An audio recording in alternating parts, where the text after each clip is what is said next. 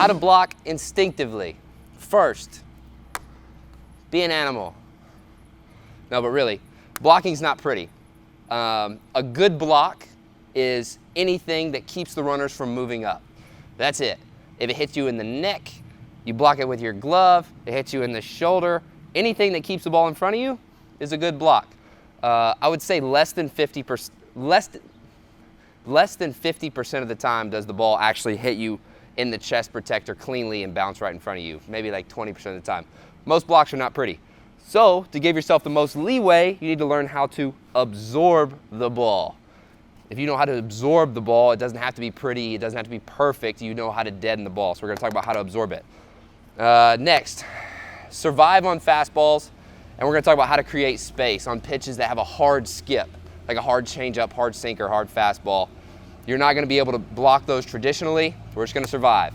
Next, anticipation and rhythm for breaking balls. Just like an infielder's prep step, like we've been talking about, your rhythm takes you right into the block. Let's do it.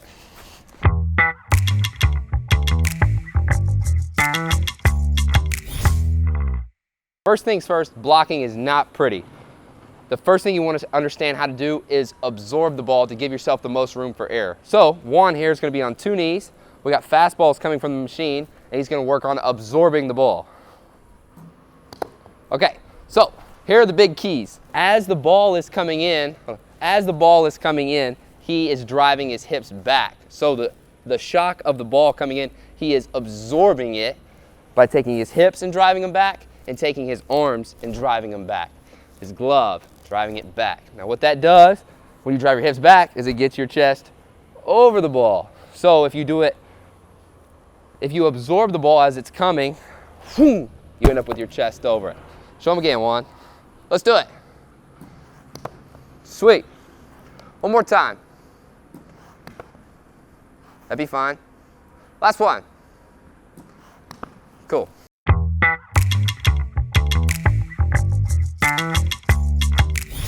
The hardest part about blocking is defying our most human instinct. When the ball's coming at us, something that's going to hurt us, we want to flinch. That's the worst possible thing you can do. To absorb the ball, we cannot flinch up. So if my hips come up, then we turn into a ramp, the ball kicks off of us, bad things happen whenever we come up. Also, we naturally want to flinch up with our arms. That's why you get smoked in the wrist, the ball kicks off of you. So we have to defy our natural reaction to flinch up and make ourselves drive our hips back and absorb the ball. Go ahead. All right. Now, once you get comfortable doing that off 2 knees, move around. Left knee, right knee, 2 feet. Same thing, drive hips back, chest over.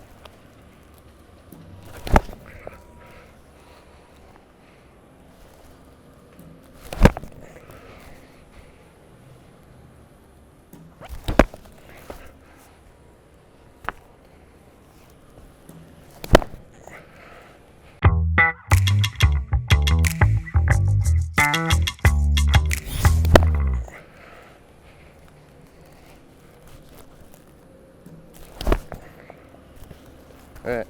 What I did on that one was I went from 2 feet and I got my hips back by kicking my feet back and taking my knees straight down. So I did not fall forward. I created space. For hard fastballs or hard changeups that are going to hit the dirt and skip, we want to create space to absorb the ball. So one more time. Ooh. Create space.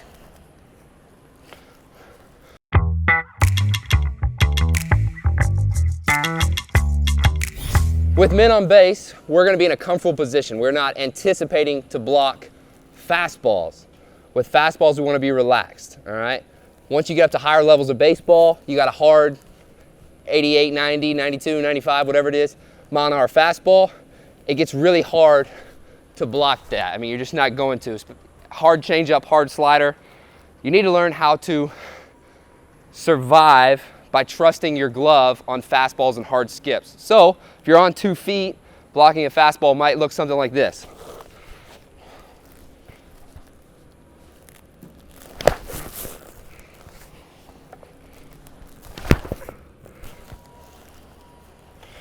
One more time.